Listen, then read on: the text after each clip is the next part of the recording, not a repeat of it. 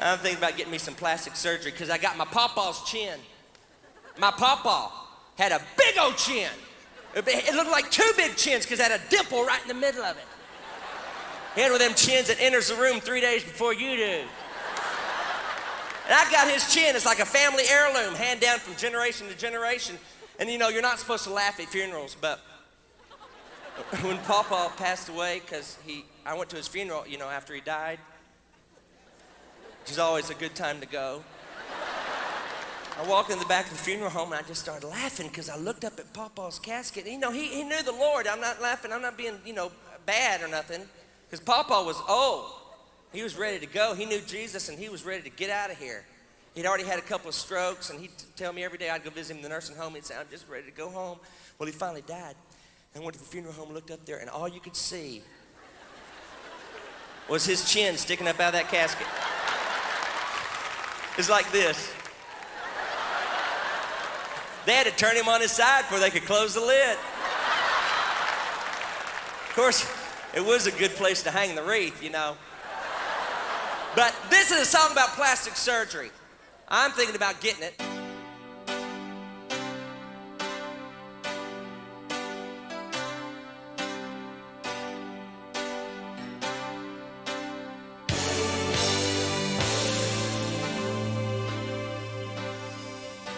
My hairline's moving, but I am standing still.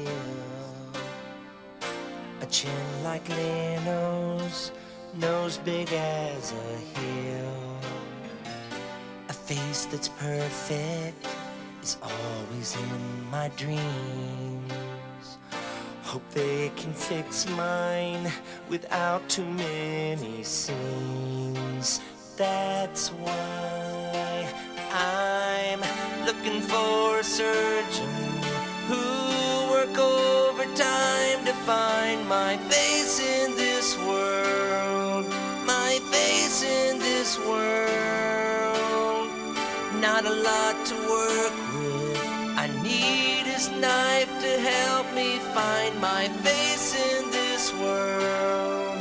My face in this world.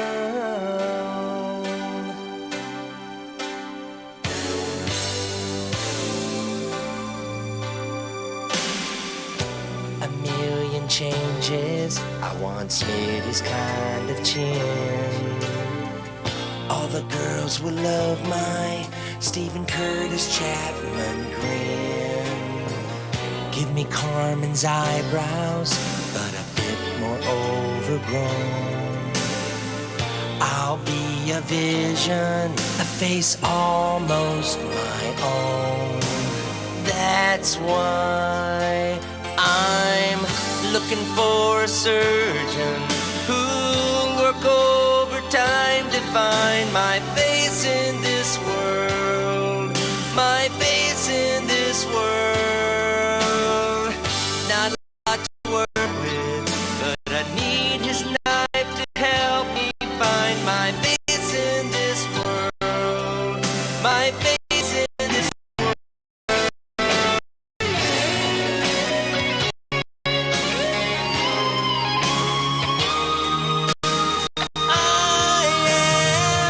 Looking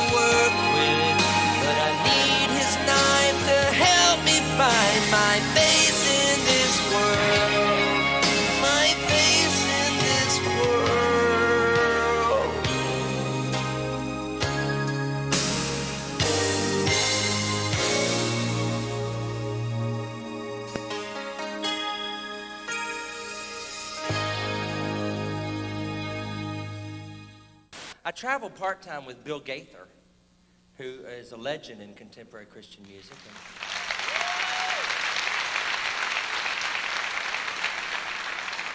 And he's written so many great songs in the church, like The King is Coming, and Because He Lives, and He Touched Me, and so many wonderful songs. And he asked me about, 1988, he called me and asked me if I would like to join the vocal band. I didn't even know Bill Gaither. I don't even know how he got my number, but I was sure glad he did. He called me and asked me if I'd like to join the Gaither vocal band. You know, and I knew Bill Gaither discovered Sandi Patty. Did you know that? Bill Gaither discovered Larnell Harris. Bill Gaither discovered Carmen. Bill Gaither discovered Steve Green. Bill Gaither discovered George Beverly Shea. I mean, the list goes on and on. He asked me if I'd like to join the Gaither vocal band. I said, does Billy Graham have a quiet time? You bet your sweet bippy. And I didn't tell him that I can't read music. I didn't think that was the time to bring that up. And I didn't tell him that I'd never sung baritone before. I didn't want to bring that up either. But I went and auditioned. And he asked me if I'd like to join the group. And come to find out, you know what Bill Gaither does? He discovers your hidden talent. He does. Like when he found Sandi Patty, she was a bass. Bill said, if you hit a few high notes, you might really go somewhere. And when he found Larnell Harris, he was white.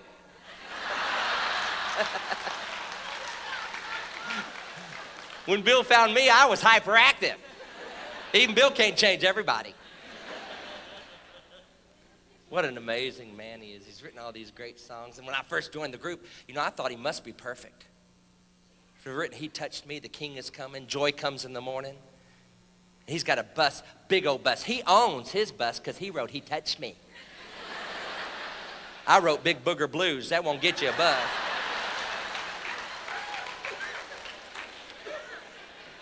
No, I didn't really write Big Booger Blues, but I would have if I'd have thought of it. But he's got a great bus. In the back of his bus, he's got a bedroom where he and Gloria sleep. While the rest of us are in bunks piled on top of each other, they've got a bedroom because he wrote He Touched Me. And they got two beds back there, kind of a Ricky and Lucy thing going on, if you ask me. But you didn't hear that from me.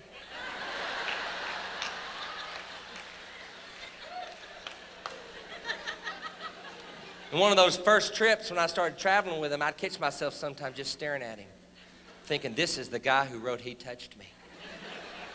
And one time he said I could sleep back there in the other bed because Gloria wasn't going with us. It was just the Gaither vocal band. It wasn't the trio. It was just the vocal band. He said that I could sleep back there in that other bed. So I was in one bed and he was in the other bed. And that's the way we like it. And I went to bed first. I woke up about 2 in the morning and looked over in Bill's bed and thought he wasn't there because all I saw was a pile of pillows in his bed.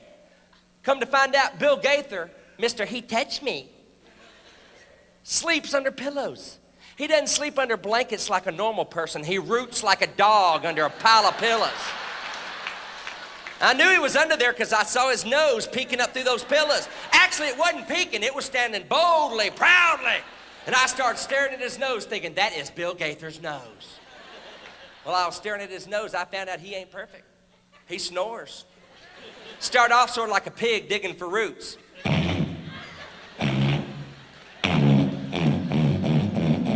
Didn't stop there. It went on to the sound of a freight train hitting a bridge at about 90 miles an hour.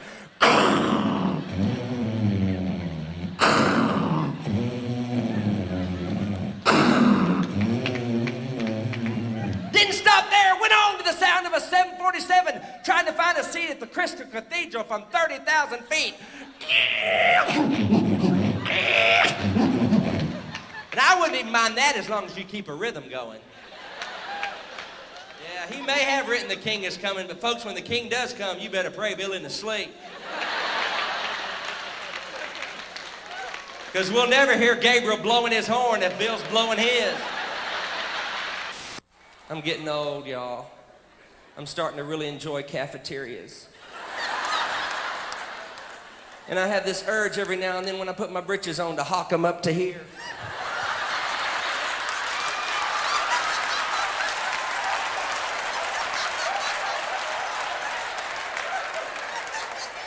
My grandfather used to walk around like that.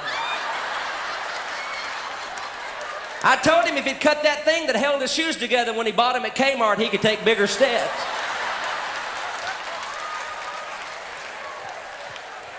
But the thing is, it's not that I'm 34, it's just that I'm still single. And it's not that bad. You know, Jesus was single.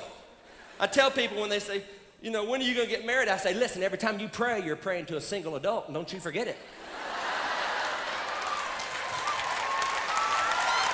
And I thought for sure I'd get married, you know, when I was 33, because, you know, the Lord laid down his life when he was 33. And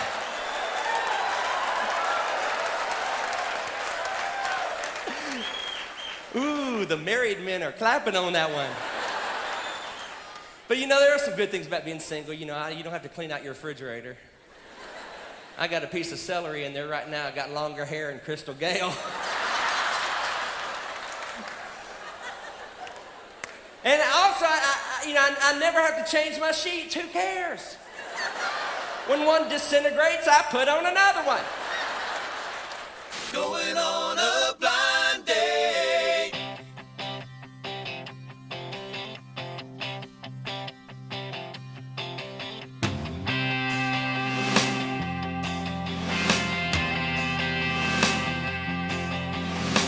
Got a call from Steven. It was just as I'd feared. Said he found my ideal girl. If I could overlook her beard. Another night out with a stranger. I just hope she's of the human race. I bought a dozen roses. Figured how could they hurt? And prayed my date would not be Godzilla in a skirt. Then walking up to her front door, I fought the urge to turn and run. Would this girl be my Cinderella or another Attila, the Hun? I got another blind date. I'd better close my eyes. Why do all my blind dates attract so many flies? Searching for my honey, but all I ever get is stung. I think that I'll stay a bachelor. Whoa, whoa, this is the date adventure. Yeah.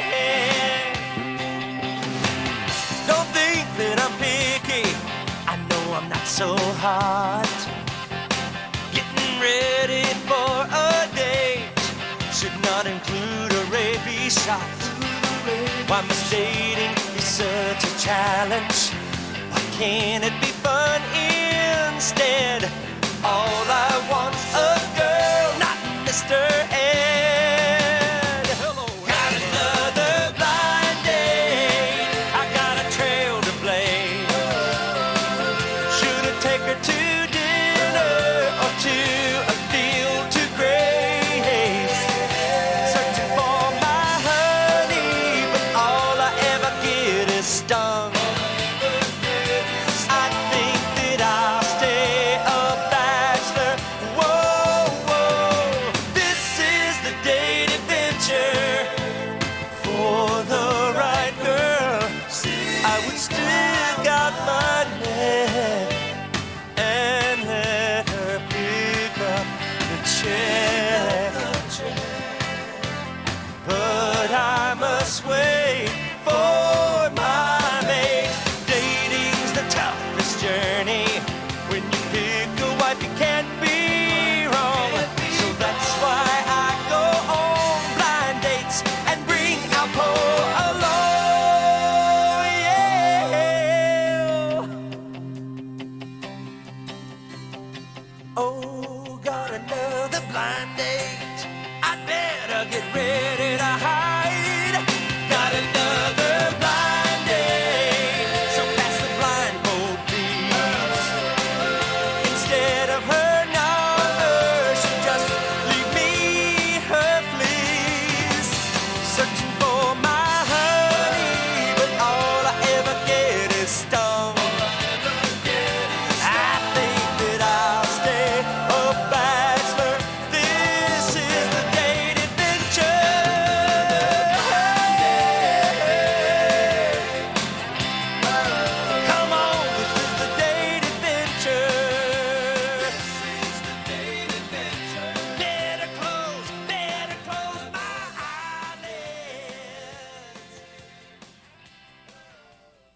I gotta show y'all something. The best Christmas gift I've ever gotten in my life was a set of horrible, ugly teeth. I did not find these in Bill Gaither's cup. I had them made. My brother owned a dental lab for a while, and he made these for me, and when I put them in, it just changed my whole personality.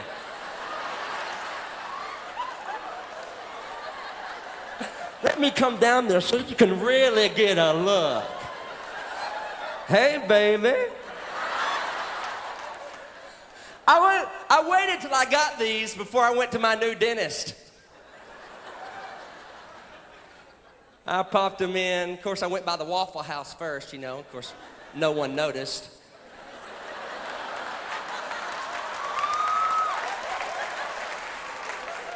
I made my dental appointment. Busted in that door, and I noticed two little kids were playing in the floor. And there was a mother over there reading to her little kid who was all nervous about seeing the dentist. And then I noticed back in that back corner, there were two teenagers who had braces and acne, and everybody was having a good time until I busted in the door. I walked in and pronounced loudly, "Hey, I'm Mark Lowry. I got a 10:30 appointment." That nurse threw that clipboard at me like body contact might cause tooth decay or something. She said, "You're gonna have to fill this out." I said, "I'll be happy to, ma'am." I went over and sat by that lady who was reading to her little kid, and I was filling out the forms. I said, "I don't know why they make me fill these out. I come in here every week."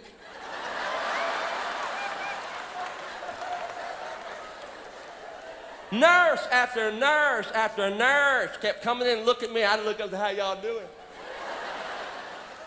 Finally, I took them out and said, "This is just a joke. My brother made these for me." She said, "Leave them in for the dentist."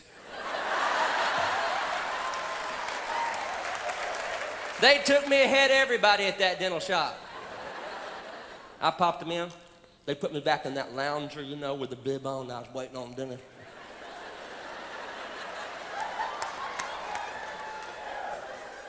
He finally came in. I said, "Doc, I've been flossing. I use rope. Small chain." He said, "Well, we can help you. We can help you." I said, "Doc, I think I may have a cavity or two." He washed his hands and washed them and washed them and washed them and washed. Finally, it looked like he was headed for the linoleum. So I took him out and said, "This is just a joke, doctor." He said, "Oh." He fell back against the wall, put his hand up, and said, "The only thing I could think of is I was gonna have to put my hands in that mouth."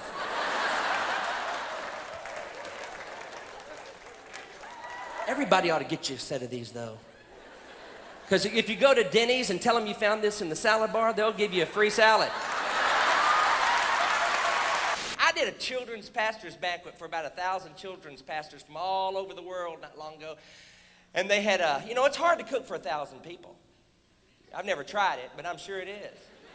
They had a steak and a baked potato and a salad, and then they had this moon-shaped, orange-colored vegetable on the plate. I'd never seen a moon-shaped, orange-colored vegetable in my life. And I picked it up and bit into it, and it was just nasty. It crunched, and had no flavor. And I asked them what it was, and they said it was sweet potatoes. I said, "Sweet potatoes aren't supposed to crunch. Sweet potatoes are supposed to come out of the oven on Thanksgiving morning with marshmallows on top of them and nuts down in them and juice all through them. They're not supposed to crunch. Doritos are supposed to crunch." And I was up north, I admit, I was up north, and the lady said, "Well, oh, dear Brother Lowry, we don't overcook our vegetables in the north.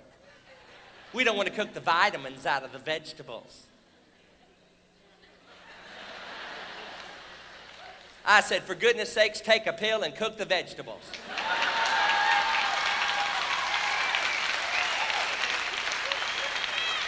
You can get all the vitamins you need in a one-a-day. You don't want to be chewing on a one-a-day. Have you ever been into a vitamin pill? They taste awful because they got vitamins in them.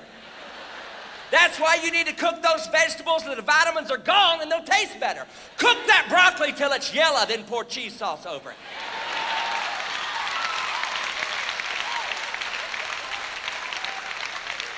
Die young, make a pretty corpse. That's my philosophy. I want my blood going through my veins. Excuse me, pardon me, coming through, pardon me. Mashed potatoes with a lake of gravy in it. Fried chicken, don't bake that. Leave the skin on that chicken. Don't make that bird die in vain. Fry that chicken. Fry it. And don't put sugar in your cornbread either. That is not of God. Sugar in the cornbread is cake. When you bite into cornbread, it's supposed to suck 90% of the moisture out of your body. Put the sugar in the tea. That's where it goes.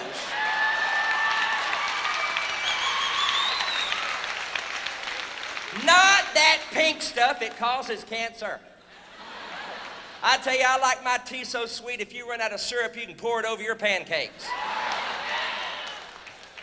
And then whatever you do, don't exercise. I do one sit-up a day. I get up in the morning, that's half. I lay down at night, that's the other half. I figured out a long time ago, my body is for nothing more than carrying my head from place to place. That makes it sound like I'll eat anything. I told her my name was Mark Lowry. Hey, I didn't see you down there, little guy.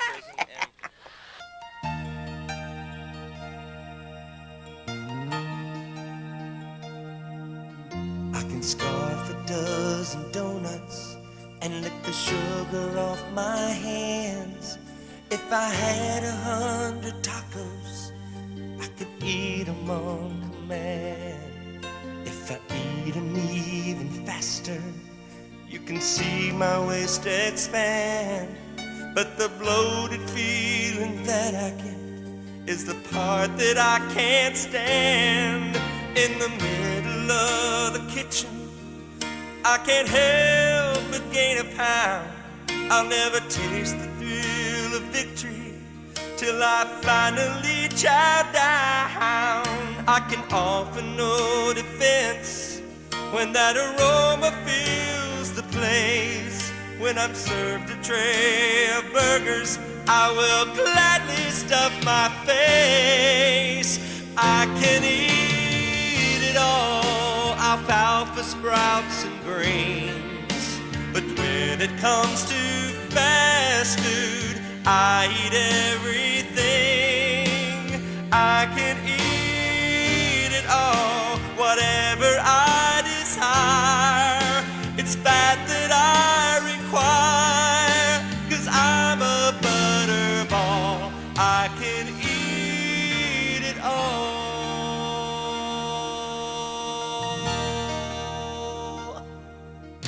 The source of my condition is the fact I don't abstain. I can measure my consumption by the weight that I have gained. Well, my friends call me a glutton, and that causes me such pain. If they serve me one more salad, I think I will go insane. 'Cause I've laid aside the health food for the fatter foods I found.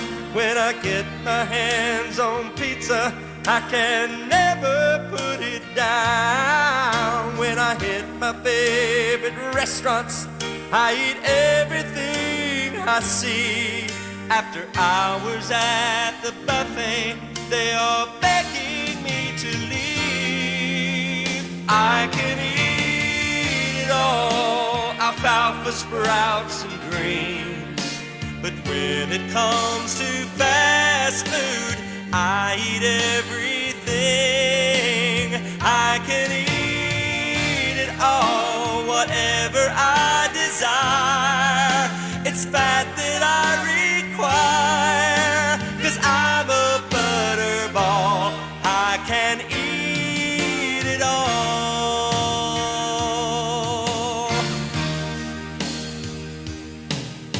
I have a favorite verse I would like you all to know, and it goes like this: man cannot live by bread alone.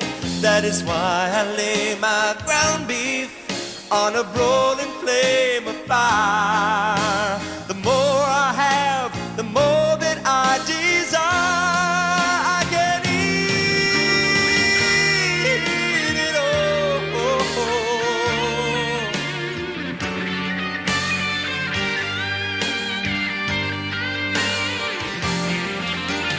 I can eat it all, whatever I desire. It's fat that I require, 'cause I'm a butterball. I'm wider than I'm tall. I'm pure cholesterol. I can eat it all.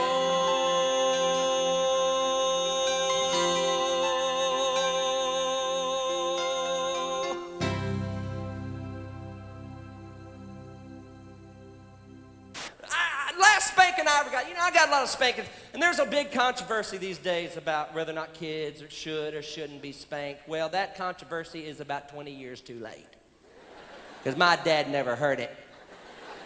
And most of my spankings I got when I was growing up was because, I know this is going to be hard for y'all to believe, but it was because of my mouth. I know, I can hear the shock in your voices. My problem was sassing my mother. We'd start off on a disagreement and would go on to an argument, and then it would end up where I was sassing her. And at this point in the discussion, Mama would always tell me what she wanted out of life. Every time, didn't matter, every day, probably 2 or 3 times a day. She'd tell me at this point in our argument what she wanted out of life. Mama didn't care about new houses. Daddy took care of that. We had a nice house. She didn't care about new cars, new clothes. All my mother wanted out of life was the last word. She'd say, "Mark, you had better let me have the last word." And I tried to give her the last word, but something brilliant would always pop in my mind and be out my mouth before I could stop it. Well, the last whipping I got, I was 15. 15! I was skinny back then, y'all. I had acne on my face. I looked like a Clearasil poster child. I had braces on my teeth. That's before they were fashionable. My brother accused me of eating car antennas. And it was on the way to school. It was on a Wednesday morning on the way to school. I asked Mama, I don't remember what it was about. On the way to school, she said, "I'm going to tell your father." And I was thinking, yeah, right. She'll forget. She didn't. I went to school Wednesday afternoon. I always went to driver's ed. I was taking driver's education. And then after driver's ed, I'd always come out to the car and I'd say, "Can I drive to church?" I'd ask my dad if I could drive to church, because we went to church Wednesday nights and Sunday morning and Sunday night. Every time the doors were open, we were there. My daddy was a deacon and my daddy was a dictator. We did not have a vote every 4 years whether or not we're going to go to church. We went to church. If the preacher was going to wash the windows on Thursday night, we filled our pew and we watched him do it. And don't think I didn't try to get out of going to church like any normal kid. Many times I said, "Daddy, I'm too sick to go to church." He'd say, "Throw up and prove it." And if you couldn't throw up, you went to church.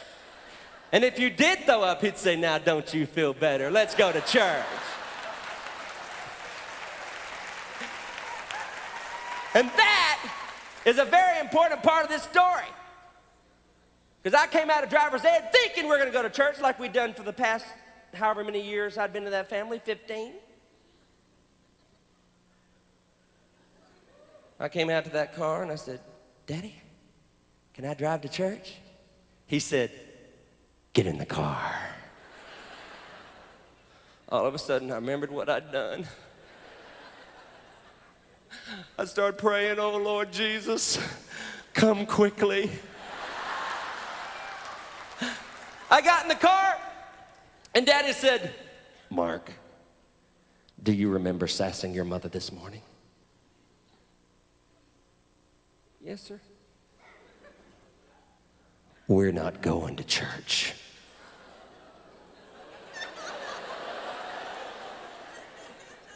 I'm gonna take you home and I'm gonna half kill you. Have you ever been half killed? I started thinking, what am I gonna do? If we're skipping church, give me a whipping, it's going to be a doozy. And it's about a 30-minute drive, and I was thinking, what am I gonna do? What am I going to do? What am I gonna do? And then I thought of it. It dawned on me. A college student had told me, Mark, she said, the next time you get a spanking, bite the blanket. It's called mind over matter. I learned about it in college. Bite the blanket. Concentrate on the blanket. And you won't even feel what your dad's doing down south. Well, I was 15. I thought all college students were brilliant, you know. Now I'm here to tell you, they ain't. This girl was about 3 fries short of a Happy Meal, if you ask me. She said, put all your attention on the blanket. Well, my dad don't whip you anywhere near where you buy the blanket. We got home and Dad did what he always did. He said, now go upstairs and prepare for your spanking. I still don't have any idea what that means. Go upstairs and prepare for your spanking. See, that was started with my older brother, who was born before me. And he would go upstairs and he would prepare. He knew what it meant. Go in your room, cry, think about what you've done, ask God to forgive you, and try to figure out how you'll never do that again. Nobody ever explained that to me. I would always go upstairs and prepare. I'd put on 17 pairs of underwear.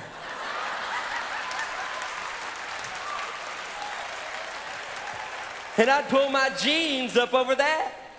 And my dad would come up to whip his deformed son. This time I thought, nope, college student. She told me, bite the blanket. Bite the blanket, she said. I went upstairs, and for 30 minutes, I crammed this fuzzy University of Houston blanket down my throat. Most of that blanket was in my digestive tract before my dad entered my room. A sprig was hanging out in my mouth. I was into that blanket. If I'm gonna mind over matter it, I better do it right, man. I crammed that blanket when I was in that blanket. And I heard Daddy coming up the steps. Boom, boom, boom, boom, boom, boom, boom, boom.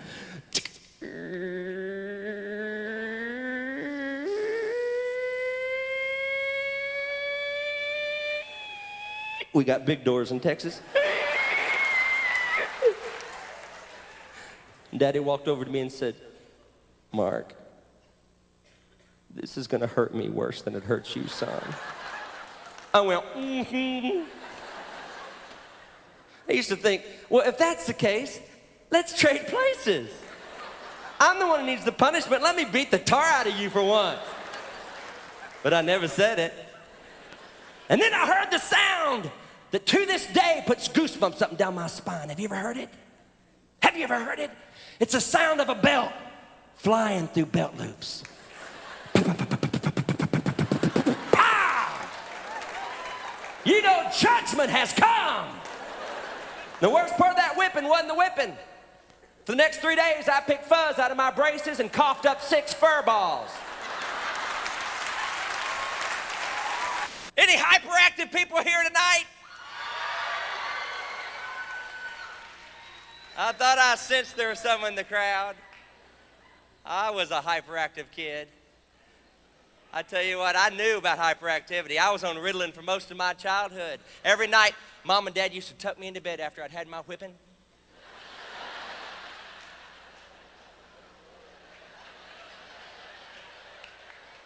What? You mean you didn't get a whipping every night before you went to bed? Every night they took me into bed after I'd had my whipping. And my parents believed in spanking. You see, I was watching some TV talk show the other day. They had some pseudo-psychological idiot on there saying, oh, don't ever spank your children. It'll squelch their personality.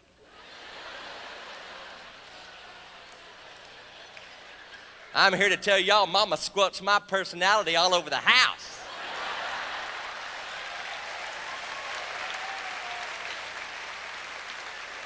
Until you've been shook so hard, spit flies out of your mouth, swings around, slaps you on the back of the head, you have not had a happy childhood. It's those same people tell you not to spank your kids that tell you not to cook your vegetables. It's that same crowd. They're all communists. Mom and Daddy tuck me into bed and say, Mark, oh, I heard it every night. Every night they'd say, Mark, one day God's going to use you. I don't know if they always believed it, but they said it every night. One day God's going to use you. But until he does, take this pill.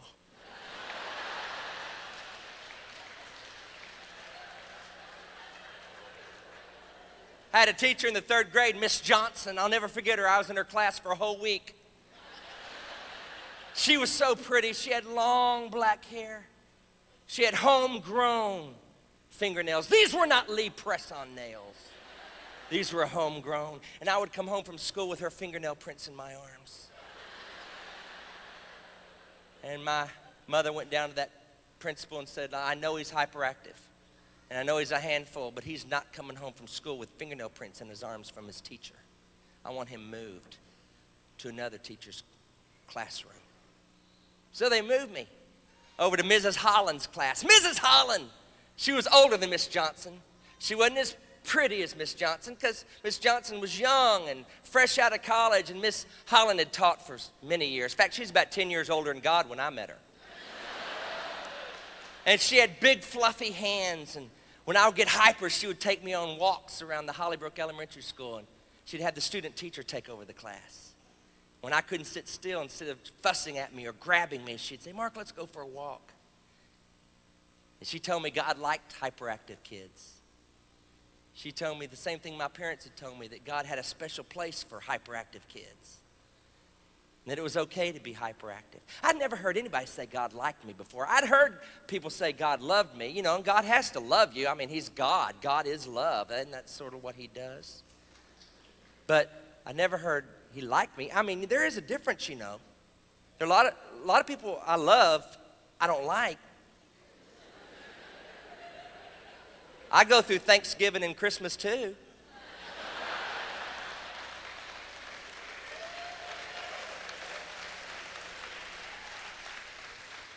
Oh, don't sit there. Some of you sit there like a bunch of pious gas bags. You know exactly who I'm talking about. You know who popped in your head. You know what I'm talking about. You'll cry at their funeral, but you don't want to go on vacation with them. You know exactly who I'm talking about. But God likes us. She told me God likes hyperactive people. God likes There's 2 kinds of people in the world, hyperactive and boring. And God loves you both, and God likes you both. Hyper creative, that's what Mama called me. God likes you. Miss Holland told me that. Miss Holland retired from teaching the 3rd grade several years ago, and her mother, I don't think so, her daughter wrote me and said that her mother, Mrs. Holland, was going to retire from teaching the 3rd grade. And she said, my mother has talked about you to every 3rd grade class she's had since you were in her class. And would you write her a congratulatory letter? And so I sat down and wrote her a letter. She'd written enough novels about me, I'd worn them home from school every day, And I wrote her a letter, and I told her, I said, Mrs. Holland, the difference between you and Miss Johnson is Miss Johnson had fingernails that love flesh, but you had hands that love children. And I want to thank you for loving me and telling me that God liked me. Can I help it if I can't sit still? Can I help it if I have a short attention span? I'm not like that all the time. Never took anything that didn't belong. And I'm bored. I think I'll flip to a music video.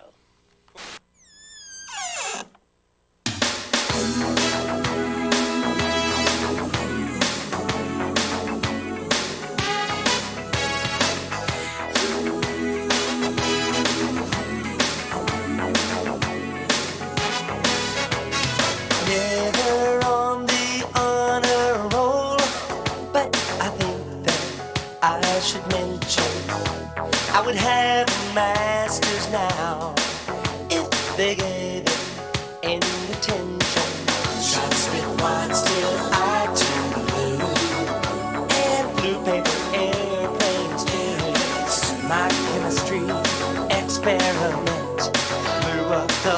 circle by accident. Every teacher knows my name. They hear it and go insane. I brought prayer back to class, 'cause all my teachers prayed that I would pass.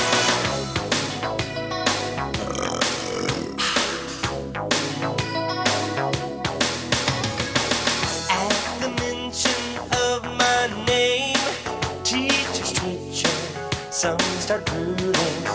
A diploma was my aim, but I even flunk homeschooling. Put a frog down one girl's back.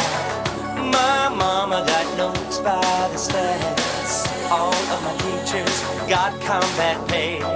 Every hour, every day. Every teacher knows my name. They hear it and go insane. So many swats that I couldn't keep score. That's what I grew all this padding for. Every teacher knows my name. They hear it and go insane. Yeah, I brought prayer back to class, 'cause all my teachers prayed that I would pass.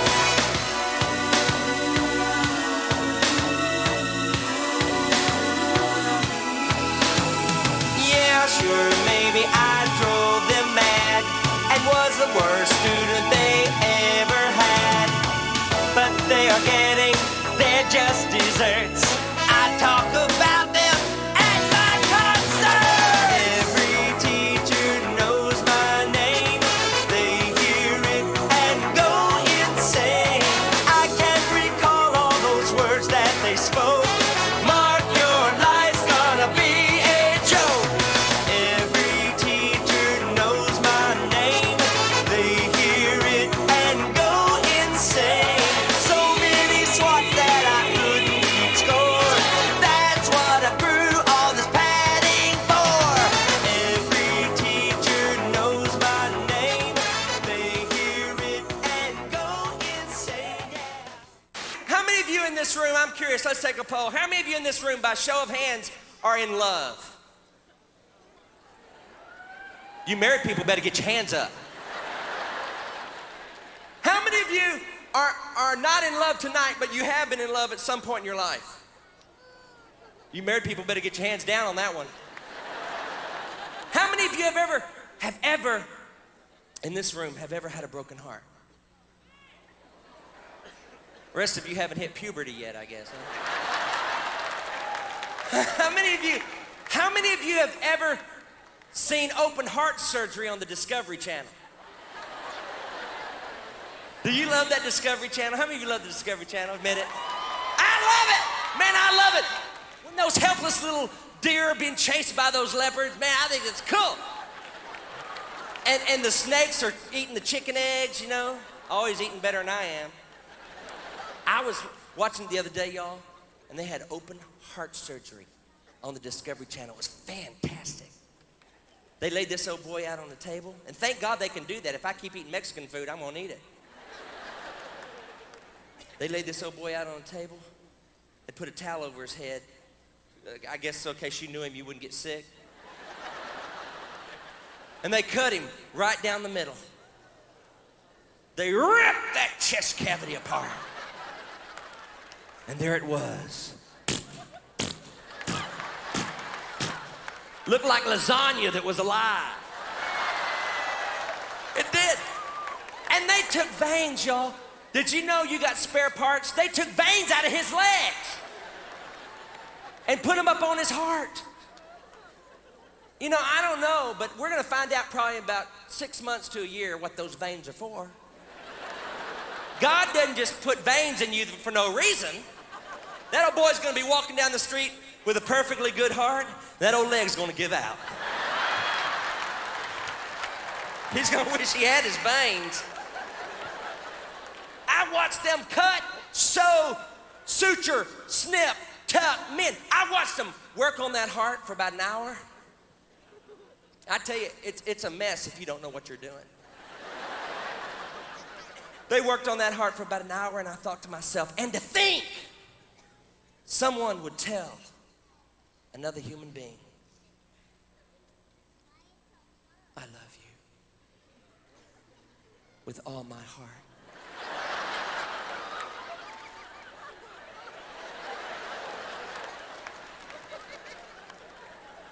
You love me with your blood pumping muscle? I tell you, it lost something for me, children. You know why we say I love you with my heart, though? Because in Western civilization, the seat of the emotions is the heart. The seat of the emotions is the heart. I love you with all my heart. You broke my heart. Put your heart into it. The seat of the emotions is the heart, but not so in some countries.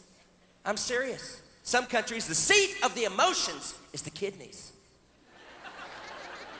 Some countries, it's the liver. The seat of the emotions. You ask that missionary next time he brings that 12-hour slideshow to your church. You ask him, where is the seat of the emotions in the country he comes from? Somewhere it's the kidneys, somewhere it's the liver, somewhere tonight a guy is telling his girl in some other language, I love you with both my kidneys. Or he might be saying, hey, baby, you make my liver quiver. It's not the same as the heart. It's not the same. Hey. But did you know what the seat of the emotions was in the Old Testament? Anybody know? Look, you got it. The bowels. Look it up. The seat of the emotions in the Old Testament was the bowels. Boy, that'd ruin a lot of good love songs, wouldn't it? Don't tell my bowels, my achy, breaky bowels. I left my bowels in San Francisco. What'd they do for love songs? But the heart works. I mean, think about it, ladies. If you were in the Old Testament, can you hear your husband? He puts you in his arms. He goes, oh, baby. Oh, baby. Baby, you move me, baby.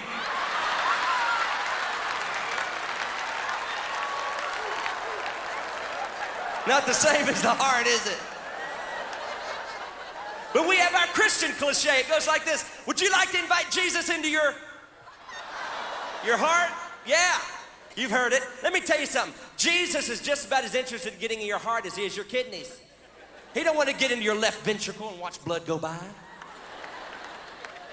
But when you invite him into your heart, listen to me, if you ever do, get ready. At times you may have a broken heart. A lot of people say, come to Jesus, you know, and you get saved and everything's fine from then on. Let me tell you, Christ said, I've come to give you life. But not just life, life more abundant. First of all, you gotta know what life is, y'all. You know what life is? Whether you're a believer or you're not a believer, life is life. Life is a series of emotions. Life is a mountain after a valley, a wife to feed, a husband to clothe, children to raise, a boss to put up with, car notes, taxes, April 15th. Life is life. Christ said, I've come to give you life more abundant.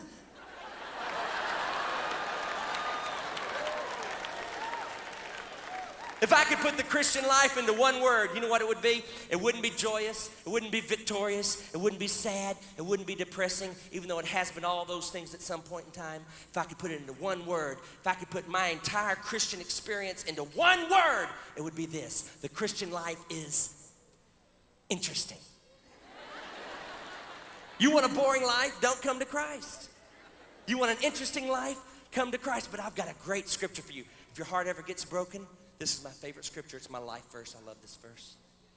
It says this. And it came to pass.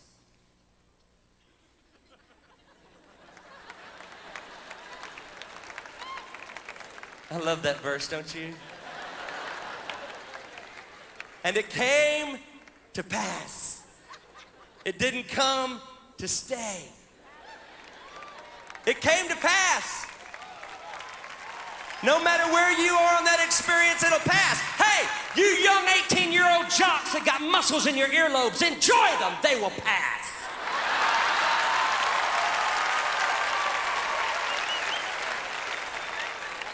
You older crowd.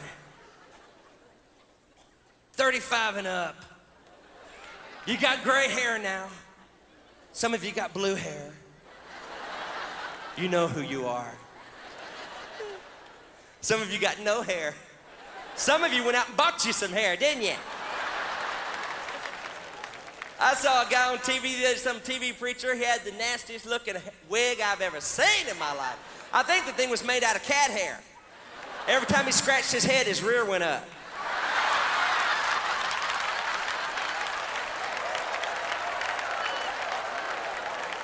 But enjoy it. It will pass. Hey, you may have arthritis living in your joints. Hey, enjoy it.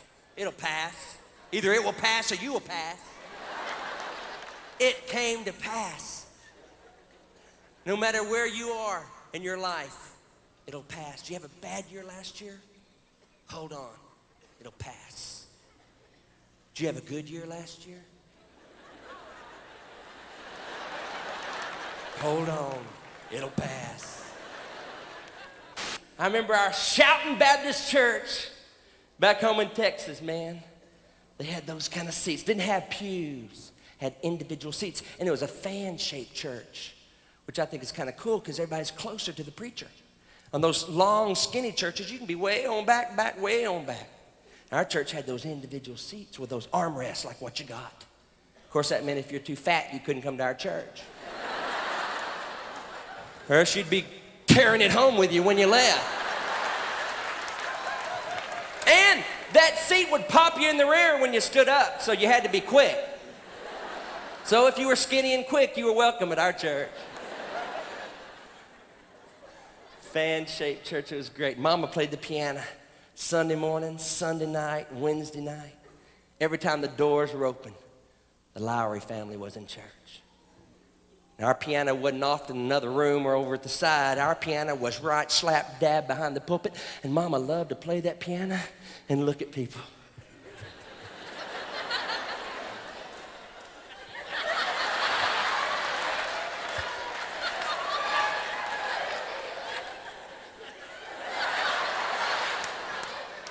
She'd be playing, oh, victory and Jesus, my Savior forever. I'd be up in the back row of the balcony. I'd ask her, I'd say, Mama, can I go sit up on the shelf? She'd say, yeah, go on. Sometimes she'd let me. I was a little kid. I'd grab all my friends. I'd get up in the shelf. I'd be learning stand-up comedy while Mama was playing the piano. And you know, when you do concerts, they always dim the lights and then they put a spotlight in your face. You feel like you're singing to a train. Everybody could be real quiet and get up and leave. You'd never know it. Well, if they'd have had spotlights in our church, I'd have got a lot less whippings because Mama could sing. I'd be up there cutting up, hoping she wouldn't find me. Oh, victory in Jesus, my Savior forever. And then she'd spot me in the balcony.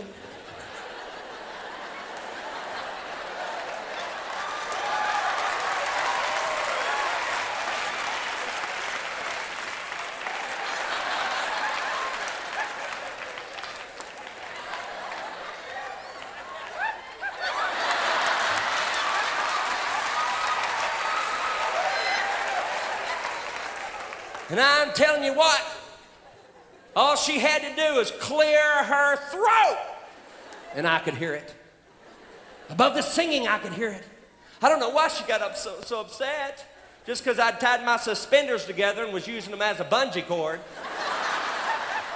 But she'd clear that throat, and above the singing, I'd hear it. I'd look down. She'd say, I'm gonna kill you.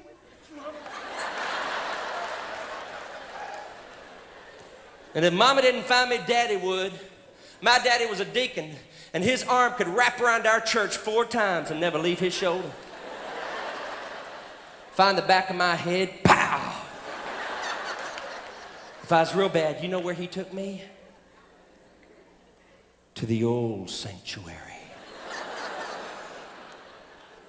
And every church ought to have an old sanctuary.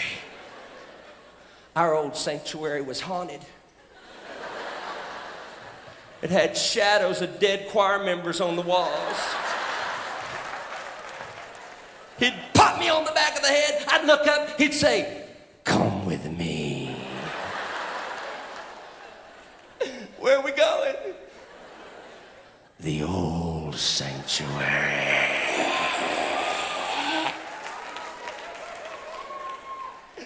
What for?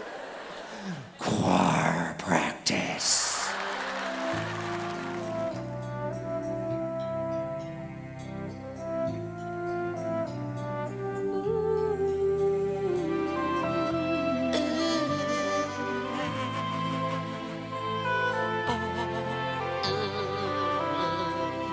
Sandy, you've sang with everyone, from Larnell to Wayne Watson. Yes, all my partners have been great. Not one of them was second rate. Oh, why don't you sing this time with me? I promise that I'll stay on key. sorry, but I can't help you out. Got my career to think about. Oh,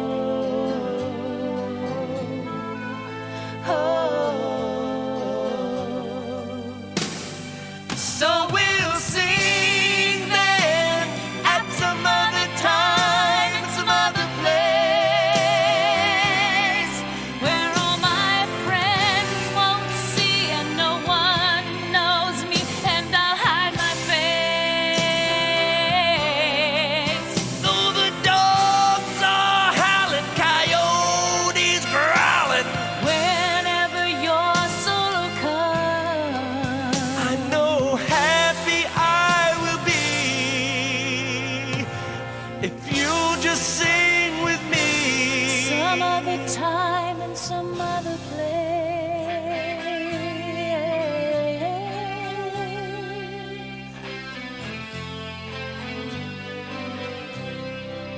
I promise I won't clown around. I'll always smile and never frown. You'll scare my audience to death and probably melt the mic with your breath. Oh, The two of us could go so far. why can't we leave things how they are? All of our concerts would sell out. To all your relatives, no doubt. Oh,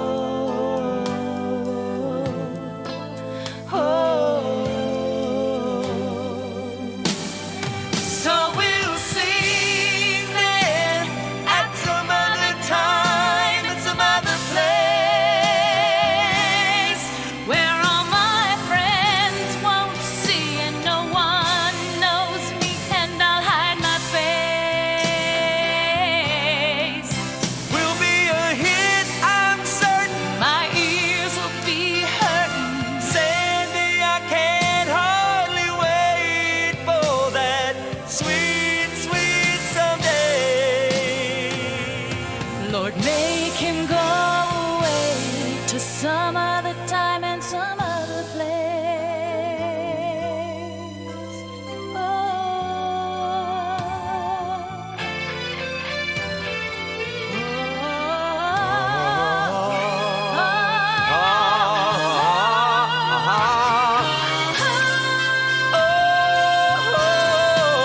So we'll sing then at some other time.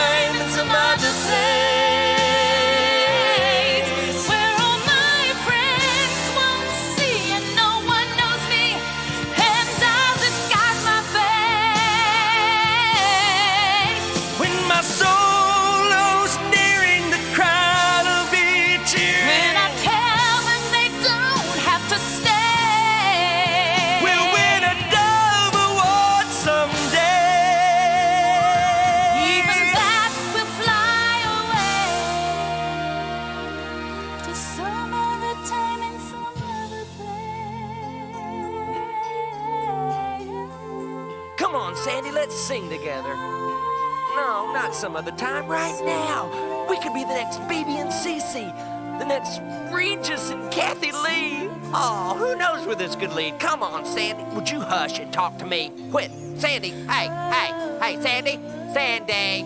Oh, please, sing with me.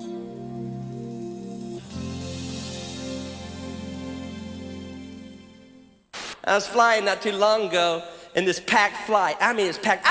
I'm tired of flying. I wish they could fax me over. I mean, now they have those cheap fares on those flights that they just run. Everybody's flying. Used to, you'd have several seats open around you so you could relax, you know, loosen your belt and explode. But now everybody's on these flights, and I was flying on this long 4-hour flight, and I was praying I'd have an empty seat next to me, flying across the country. And they had this old gentleman on the aisle, and then they came and got him and took him up to first class, and I thought, oh, that's great. I'm going to have both of these seats to myself. And I'll get to raise those armrests, get the pillows and the blankets and lay down, you know, and enjoy myself, because every other seat was taken. But I was not so fortunate. I looked up the aisle, and I saw her coming. A 29-year-old mother and her 6-month child coming down the aisle to sit next to me. And she was one of these friendly types that kind of just talks nonstop, you know, the mother just circular breathes. She sat on the aisle and she stuck that 6-month-old child next to me. And I don't have anything wrong. I'm not, have anything against children. I'm single, I'm not married, I don't have children. And if you're gonna stay single, not get married, and you wanna be in the ministry, you better not be having children.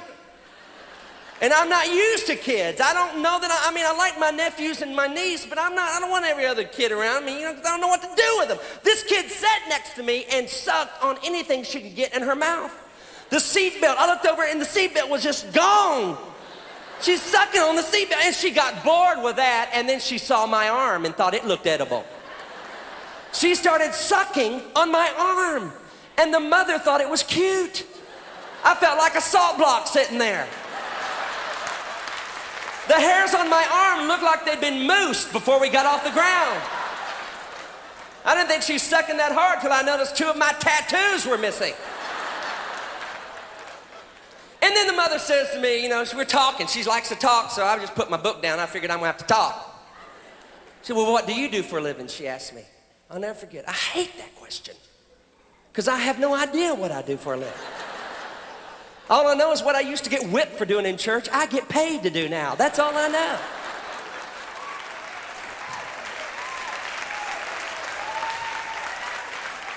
And I told her, I said, well, I'm a Christian.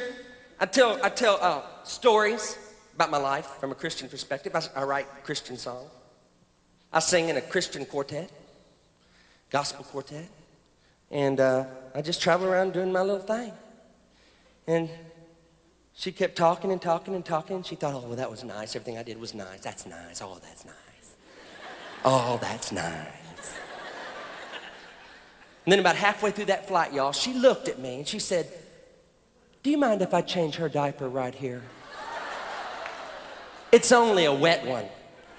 I felt like saying, do you mind if I throw up right here? It's only a wet one.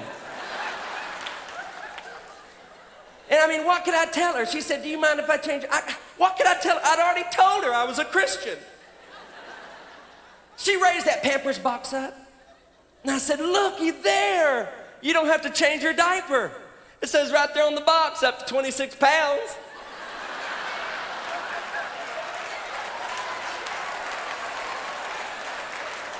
We can weigh her and keep flying.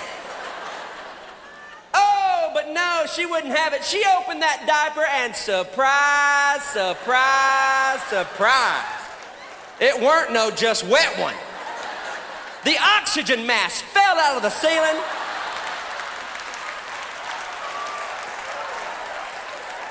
I thought they were gonna have to raise that wall back up in Germany. Looked like that kid had ate a whole bottle of Dijon mustard or something. And the guy behind me leaned over and said, excuse me, but do you have any Grey Poupon?